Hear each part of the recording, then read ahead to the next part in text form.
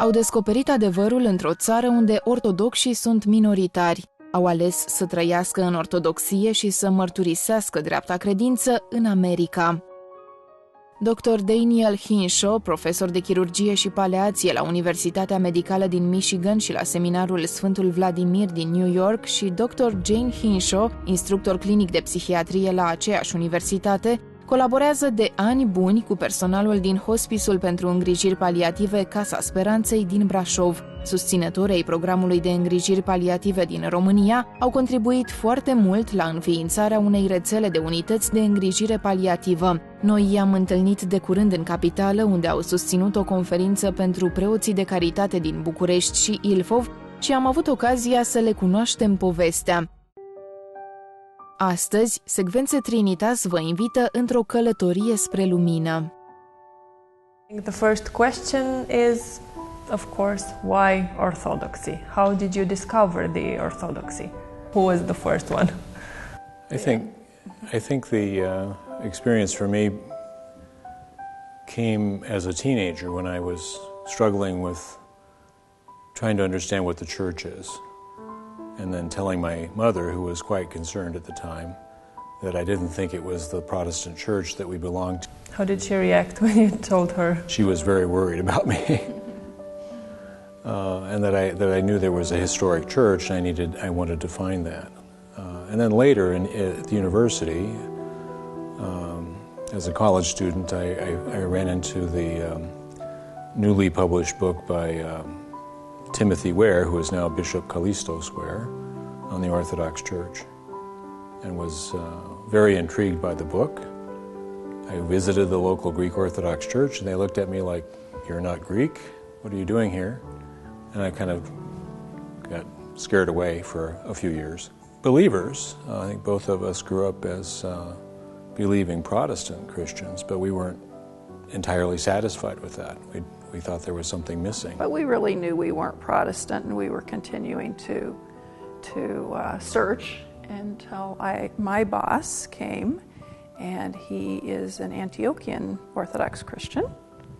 They started taking us to church his brother-in-law was a priest. So we started going to church with them, and eventually they sponsored us as our godparents when we were chrismated in '95. It was a beautiful experience.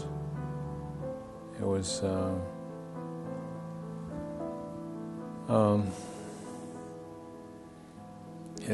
it felt like there was a sense of completion. I think that's really the best descriptor, is the fullness of the faith, because as Protestants we really hadn't been introduced to the church fathers and all of the richness of the church through the centuries. So that's been so exciting to have a never-ending well from which to drink. What was the first change you felt? As physicians, have felt a strong vocation to serve and help the sick, but it wasn't until we became Orthodox Christians that we realized how important, how central the Church's understanding of what suffering is really informs the whole process of healthcare, of charitable kinds of activities. And so we had to rethink medicine. You were a surgeon back then. Mm-hmm. And I continued to be a surgeon for a number of years. I was also a hospital administrator. At the time, about the time I became Orthodox, I was also appointed as the chief of the medical services at our hospital. And I remember telling the hospital director, who was my immediate supervisor, that I saw we were focused too much on curing disease only and not really addressing the suffering of our patients. And I don't think I would have come to that realization without the Orthodox understanding. And he kind of looked at me like, well, oh, that's nice. But then it began to come out in practical ways, and so I wanted to address the care of the dying in our hospital. And Jane had already been caring for the psychiatric needs of our patients in the AIDS clinic, and at that time they were all dying. They were all terminally ill. And so she was already seeing a practical way of applying this. Reconciliation. So she was seeing people who had lived very reckless lives growing up very quickly when they were facing their own death. It seems like a hard work to do. I think you have to be strong too.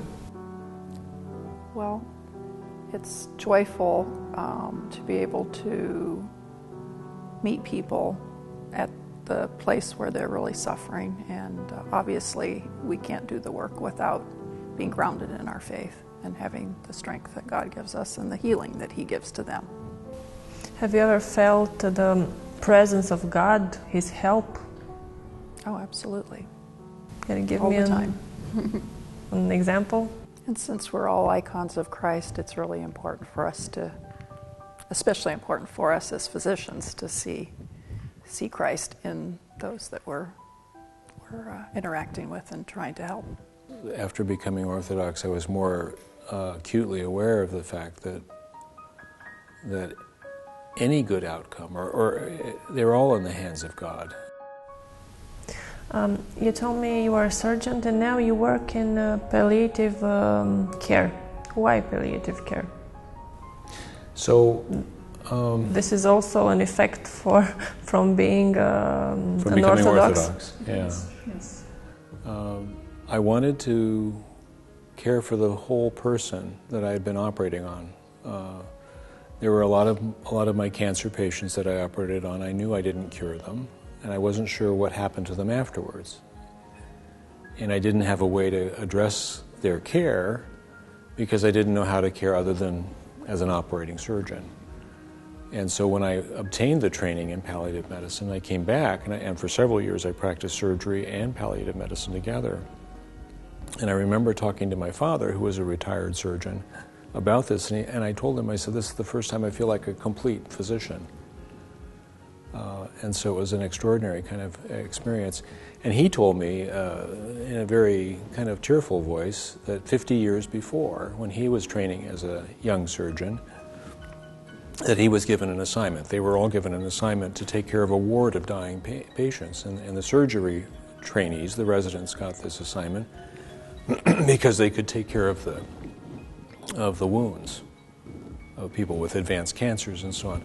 But they knew nothing about how to treat the pain. And he said it was the worst nightmare that he'd ever experienced as a young physician, because he didn't have the tools on how to do it. And he said he was so glad that I was learning these tools so that I could help train others to meet this deficiency. So I felt like I had sort of had my father's blessing coming out of that additional training. So one of these tools is the religion, I suppose. The religion has to infuse everything. It has to be the foundation, the grounding. Our spiritual life has to inform our practice. But with palliative care and psychiatry, it's a natural fit. So they, at the end, they discover God. When people would come to me, I would usually try to address the concerns they had in coming, but then when they stabilized, I would challenge them and say, now if you really want to be well, let's talk about sort of approaching your suffering, and you've got to take care of yourself physically and be responsible in your habits of life. You've got to maintain good psychological health that we've worked towards together. We've got to work on the relationships, the reconciliation. And most of all, you need to grow spiritually. And that has to start where they're at. But even if people are not religious, I challenge them. We all are looking for meaning in our life, and that's a place to start. And hopefully they'll ultimately find God. But that has to be their journey. When we teach at seminary, I tell the priests that my job is to prepare them for them. That I need to get them stable and psychologically healthy, then they can be more open to the spiritual healing. Why Romania? You told me about a journey. Let's talk about your journey here. We have been blessed to live near a Romanian monastery in Michigan. It's the monastery dedicated to the Dormition of the Mother of God. Mother Gabriella is the abbess, and the spiritual father for many years was Father Roman Braga. And we were very blessed to become acquainted over the years with them and felt a very special bond to them and the Romanian roots there. And that also endeared us to the country. And that led to a Google search of hospice kinds of activities, and that led to, inevitably, to connecting with Dr. Daniela Moșoiu, who is really one of the major pioneers of hospice work in Romania. I wrote an email to her and told her what my situation was, that I would be coming with this theologian and priest, that I was an Orthodox Christian, and she said, "Oh, that's very interesting. I'm Orthodox too, and my husband is a priest, and he's a theologian who teaches at the theological faculty in Sibiu, and by all means, please come." And so we became good friends. That was in 2005. Later, we worked for a couple of years on planning a large conference. So another answer to how we found Romania is it's just like an incredible treat for us to come to a country where there's all of these wonderful churches everywhere, all of these wonderful monasteries, and we've only scratched the surface of exploring them, but it's just such a joy between our work to be able to go and have a retreat at some of the monasteries and churches and worship. We would have to get in our car and drive a significant distance to find an Orthodox church in America. Here you can walk down the street and have your pick. It's a real very blessing. exciting for us. What was the first church you visited here? Secvențe Trinitas, the Holy Trinity Church that's in the old center of Brașov. Tell me about a patient, your first patient. And this is about a woman in Bucharest. I saw on a home visit a few years ago. And I'll never forget this woman. She was about 80 years old, and she was lying on a bed in the back of an apartment, and she had a skin cancer that had invaded and destroyed one eye. And then they had tried to treat that, and the tumor came back, and it now was invading and had made her blind in the remaining eye. And her face was, as you might imagine, very disfigured. But surrounding her on the walls, her husband had already died a few years before, but surrounding her on the walls were pictures of her in her youth in the 1940s, and she was a very beautiful woman. And the contrast was very striking. She was very thin and frail, and she was lying there, and so I could only communicate through translation. But I could touch her. I could touch her hand, and she had a very firm grip, and so we held hands, and then I talked through the translation, and asked her what she was hoping for, and she knew she was dying.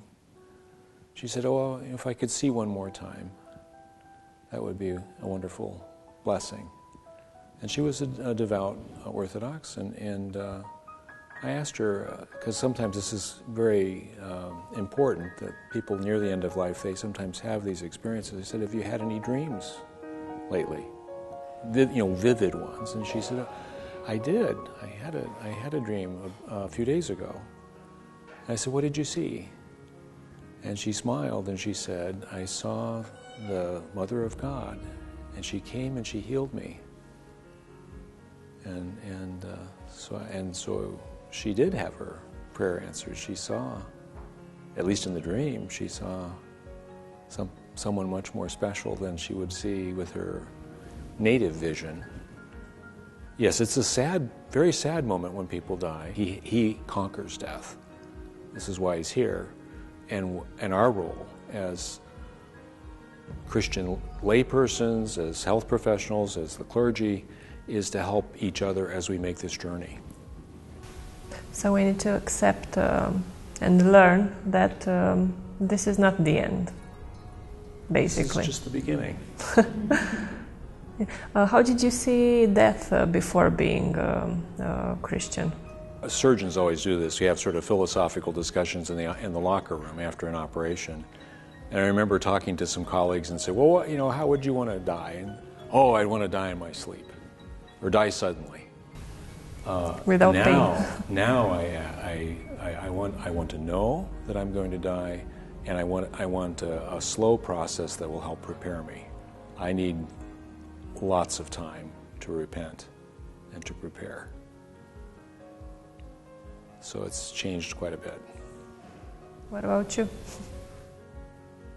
Well, you had asked us before about the three words To describe the orthodoxy, yeah. that for us is the epitome of what we've learned, and I think those would be Christ is risen, because it really has to infuse our whole life, and seeing death as something that Christ really has conquered, and now he's risen and we live with the risen Lord. That, I think, has just really been the profound thing for us that's changed how we've lived our own lives, but professional lives as well. And if you wanted the one word, I'd say it's life. Orthodoxy is life.